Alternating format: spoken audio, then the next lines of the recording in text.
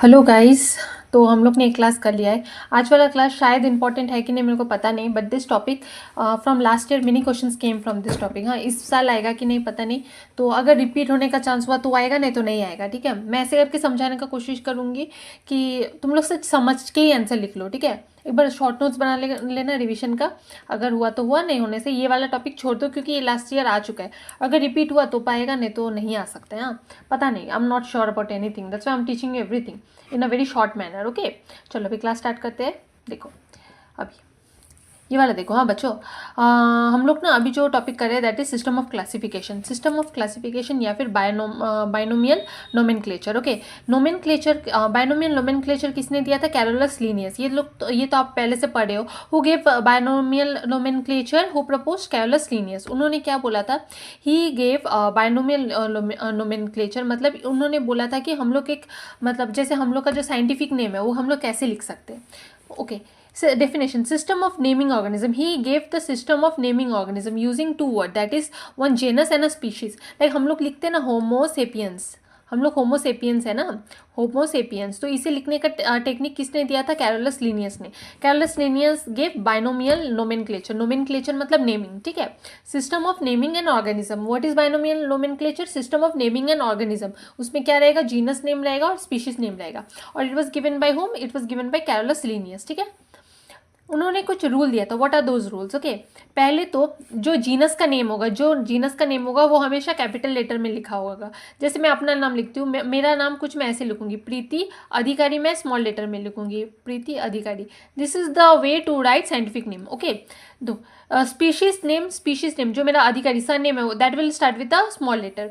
Retain in italic. अगर मैं मतलब ऐसे करके नॉर्मल अगर टाइपिंग में लिखूंगी तो मेरे को इटैलिक में लिखना पड़ेगा, नहीं तो मेरे को अंडरलाइन करना पड़ेगा। दोनों के नीचे मैं क्या करूँगी? अंडरलाइन करूँगी। हाँ, नेम आर लैटिन और लैटिनाइज्ड। ओके, नेम मेरा लैटिन में होगा या फिर लैटिनाइज्ड में होगा। समझ में आया? जैसे एग्जाम्पल है एस्केरेशिया कोलाई। ठीक है, एस्केरेशिया कोलाई या फिर इकोलाई। समझ में आया? समझ में आ गया कि नहीं? समझ में आ गया बायनोमियल नोमेनक्लेचर। अभी नेक्स्ट इंपॉर्टेंस। ये इंपॉर्टेंट क्यों है? बायनोमियल नोमेनक्लेचर ऐसा साइंटिफिक नेम देने का रीज़न क्या था? क्योंकि देखो, जैसे मेरे लैंग्वेज में मैं कुत्ता को कुत्ता बोलती हूँ, इंग्लिश में उसको डॉग बोलते हैं, बट स्टिल ना कन्फ्यूजन हो रहा है। तो हम लोग को एक ऐसा नेम चाहिए था जो कि उसका फिक्स नेम हो, दैट इसलिए ताकि पूरा यूनिवर्स में उसको उसी नाम से जाना जाए। इसको क्यों यूज़ किया जाता है? For universal identification. हाँ, avoids confusion due to local name. हम लोग का लोकल नेम बहुत होता है तो उसके लिए कोई कन्फ्यूजन नहीं होगा। ठीक है, इंडिकेट्स इवोल्यूशनरी रिलेशनशिप। इससे क्या होगा? हम लोग का इवोल्यूशन में जितना भी रिलेशनशिप है एक दूसरे ऑर्गेनिज्म से वो पता चलेगा। ठीक है, अभी next important point was Whittaker 5 kingdom classification. Whittaker ने कितना किंगडम क्लासिफिकेशन दिया था? 5 किंगडम। ठीक है, इसमें ना कौन सा था? Monera, Protista, Fungi, Plantae, Animalia. Whittaker ने कितना किंगडम क्लासिफिकेशन दिया था? 5 किंगडम क्लासिफिकेशन। कौन सा था? एमपी मतलब Monera, Protista, Fungi, Plantae, animalia. ठीक है, उन्होंने ये 5 किंगडम क्लासिफिकेशन किसके क्या बेस करके दिया था? सेल का स्ट्रक्चर, की इन लोगों का स्ट्रक्चर कैसा है, ये क्या खाते हैं, इनका मोड ऑफ न्यूट्रिशन क्या है, लेवल ऑफ ऑर्गेनाइजेशन मतलब ये कौन से लेवल में पढ़ते हैं, इनका रिप्रोडक्शन एंड इनका फाइलोजेनी। समझ में आया? फाइलोजेनी का मतलब मैं समझाऊंगी, टेंशन का कोई नहीं है। ठीक है, इतना समझ में आ गया? अभी देखो इसका इंपॉर्टेंट क्या है, मतलब विटेकर 5 किंगडम क्लासिफिकेशन का इंपॉर्टेंट था कि इन्होंने फंगी और प्लांट का डिफरेंस को समझाया। समझ में आया? फंगी और प्लांट का डिफरेंस को समझाया। Clearly differentiate prokaryotic and eukaryotic. समझ में आया? Limitation: do not separate archaea and eubacteria. क्या होता है समझाऊंगी। Protista is a heterogeneous group. समझ में आया? ये वाला अगर नहीं समझ में आया तो एक बार ये समझ लो कि उन्होंने इंपॉर्टेंट क्या दिया था कि फंगी और प्लांट में जो डिफरेंस है वो उन्होंने बताया था, और प्रोकैरियोटिक और यूकैरियोटिक का डिफरेंस भी उन्होंने अच्छे से बताया था विटेकर 5 किंगडम क्लासिफिकेशन में। लिमिटेशन था, उन्होंने आर्की बैक्टीरिया और यू बैक्टीरिया का डिफरेंस वो लोग नहीं बता पाए। समझ में आया? क्या नहीं बता पाए? आर्की बैक्टीरिया यू बैक्टीरिया का डिफरेंस, क्योंकि आर्की बैक्टीरिया को भी उन्होंने ना यू बैक्टीरिया के अंडर में ही डाल दिया था। ठीक है, अभी प्रोटिस्टा जो एक हेट्रोजेनस ग्रुप है उसके बारे में वो ठीक से बता नहीं पाए थे। समझ में आया? ठीक है, अभी हम लोग ने इसका डिफरेंस पढ़ लेंगे क्योंकि कहीं से भी आ सकते हैं, तो हम लोग ऐसे करके डिफरेंस पढ़ेंगे कि 5 पढ़ेंगे जो कि आ जाए। ठीक है, अभी सेल टाइप क्या हो सकता है? मोनेरा प्रोकैरियोटिक है, बाकी सब यूकैरियोटिक है। डाल दो। समझ में आया?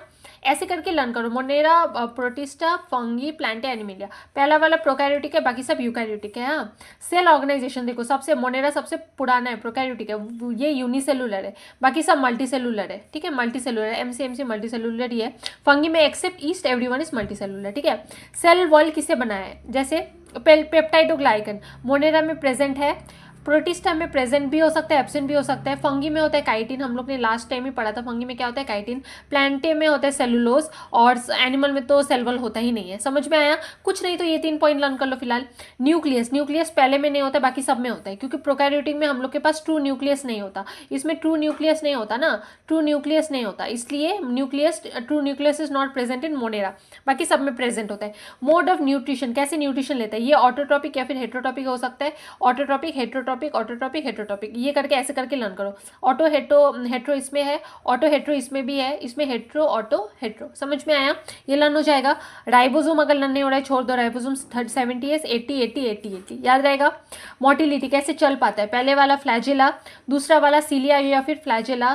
फंगी तो नॉन मोटाइल होता है, प्लांट भी non motile, and animal mostly motile हो कहता है। ठीक है, फूड कैसे रिजर्व करके रखते हैं, ये ग्लाइकोजन के फॉर्म में रखता है, या फिर पीएचबी, ये स्टार्च के फॉर्म में, ये भी ग्लाइकोजन स्टार्च ग्लाइकोजन। ठीक है, ये मैंने ऐसे ही ट्रिक करके पढ़ा था कि glycogen starch glycogen starch glycogen. समझ में आया? ये वाला ऐसे ही चार्ट बनाओ तो लर्न करने में इजी होगा। ठीक है, अभी एग्जांपल में क्या है, इसमें मोनेरा में है इकोलाई, प्रोटिस्टा में है एमीबा, मशरूम फंगी के अंदर में आता है, फर्न से प्लांटे का अंदर में आता है, या फिर कोई भी प्लांट का नाम लिख दो, और एनिमल में हम लोग ह्यूमन आते हैं। समझ में आ गया? समझ में आ गया कि